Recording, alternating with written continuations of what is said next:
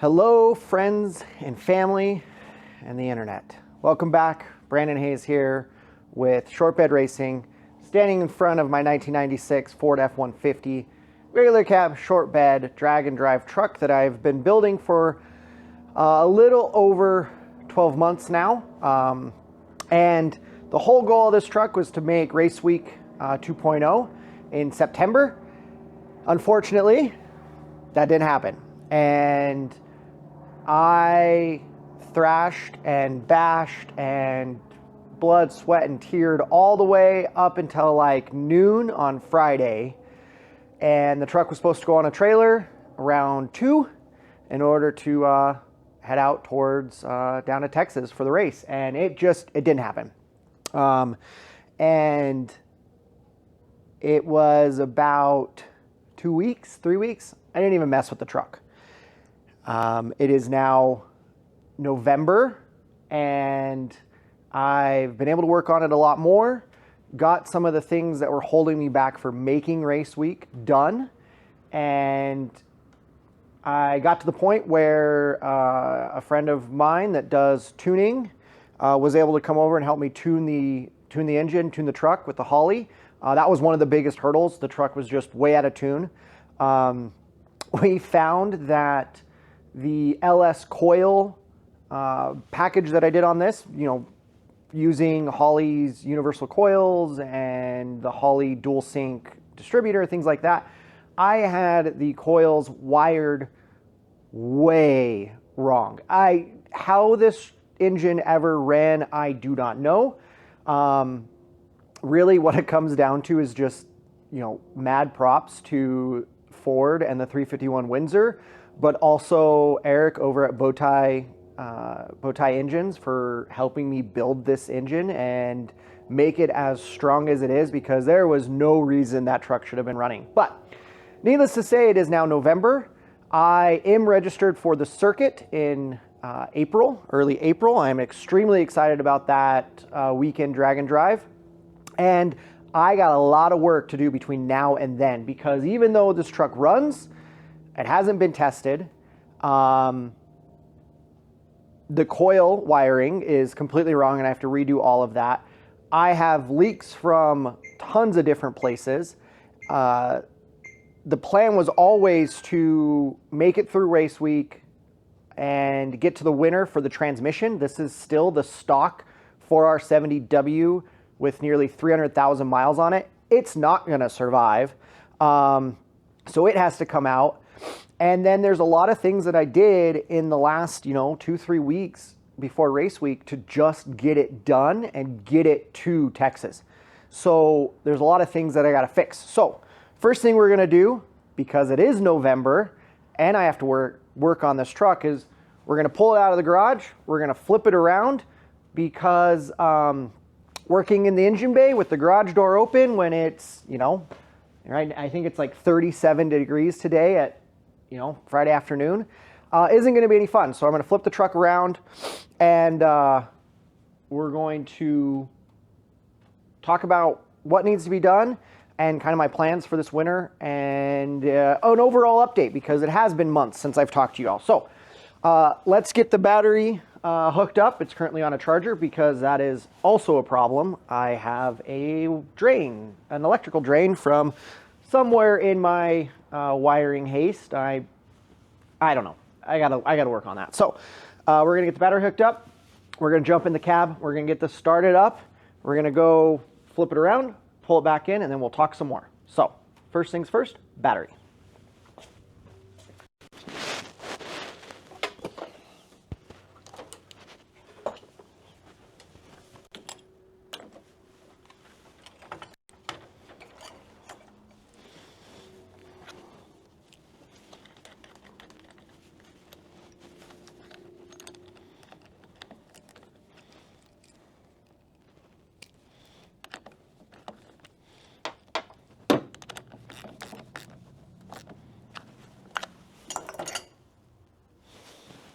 Let's jump in.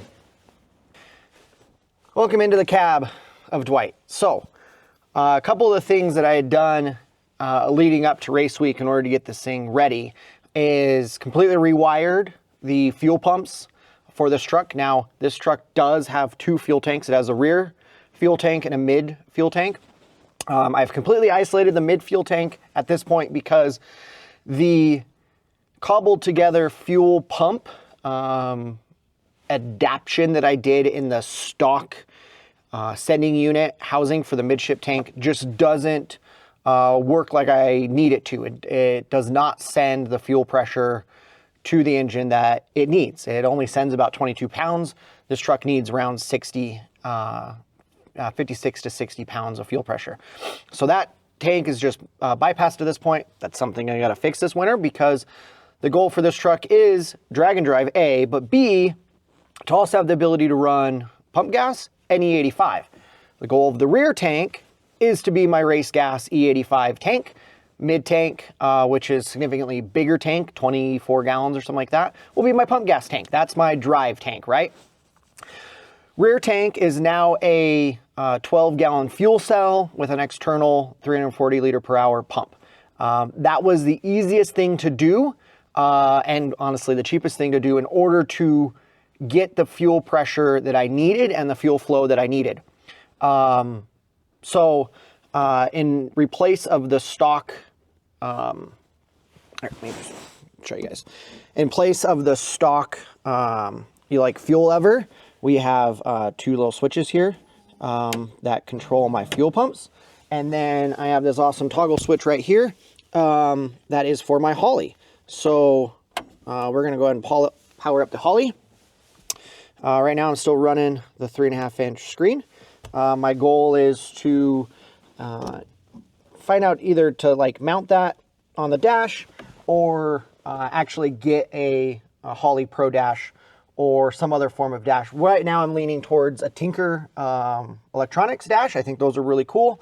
And then they make kind of the replacement bezels in order to enter that in and just get rid of the stock gauge instrument cluster. I did have the wild brain concept of trying to utilize the instrument cluster out of this truck or the one that I got from the junkyard that has the RPM, but I think I'm just over that. I don't want to mess with it.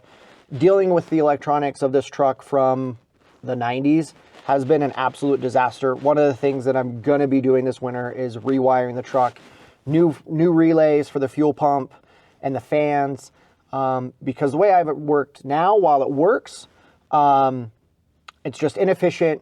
I have a electrical draw in there somewhere, and the placement of the relays actually doesn't allow the stock hood springs and supports to actually close. So I wouldn't be able to run the hood with anything other than the hinges. So I'd have to use a hood support or something like that. So multiple issues with there, but yeah, one of the big things I got to do is actually rewire the truck. So, all right, enough talking. Let's get this truck started and get it flipped around.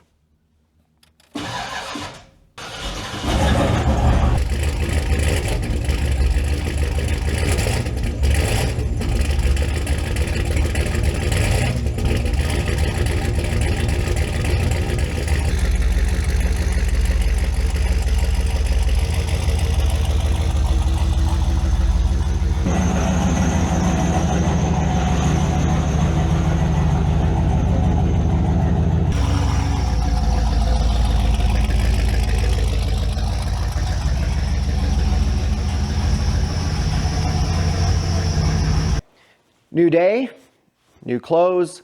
I am not a YouTube creator, as we know.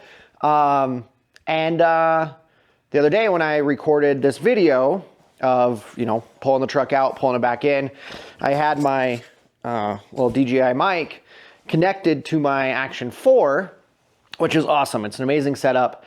It's really slick. It's really nice and easy, but the range of that connection is only so far. And when I pulled the truck out and then I brought it back in, the microphone disconnected from the camera. So when I set up the camera like this to have a discussion with you all about the plans for the truck now that it's turned around and we can start working on it.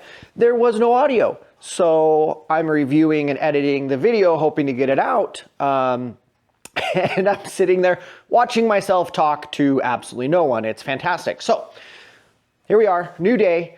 And basically going to make this quick, short and sweet. The truck is now turned around. It allows me to work in the engine bay, not next to the open garage door, where it, in theory, will be warmer. It's like 50 something degrees in the garage today, so it's not like super warm, but at least I can work on it without the garage door open. That might raise a problem a little bit with the space here for pulling the engine out. We're probably gonna push the truck back a little bit, yank the engine out, and then be able to push it back forward, but it's all good. So that's the main plan. A lot of the reason why I am pulling the engine is due to all the leaks. I have a leak along the front timing cover / front corner of the oil pan. I'm pretty sure the rear main seal is leaking. That one is completely my fault. I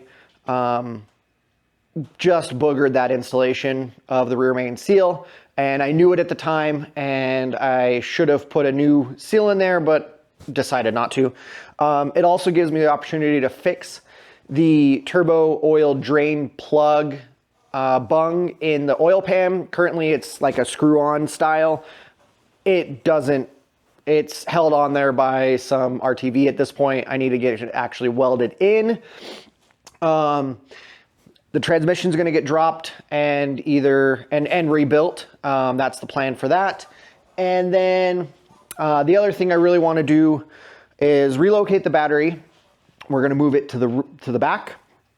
We're going to find a new place for the oil filter relocation plate, somewhere that's better located for filter changes. Right now, while it will work, it's going to make a mess everywhere. So we're going to kind of try to put it lower and get it to where it can drain down.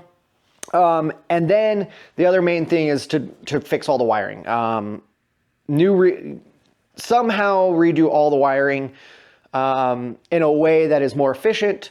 Because I am relocating the battery to the back, we'll have a battery cutoff and all that fun stuff. So I think I'm also going to take this opportunity to route the catch cans to the back as well, and run -10 lines all the way down the frame rails back to the back of the truck behind the wheels, rear wheels. That will, again, kind of simplify and clean up the engine bay, but also kind of put the possibility of oil,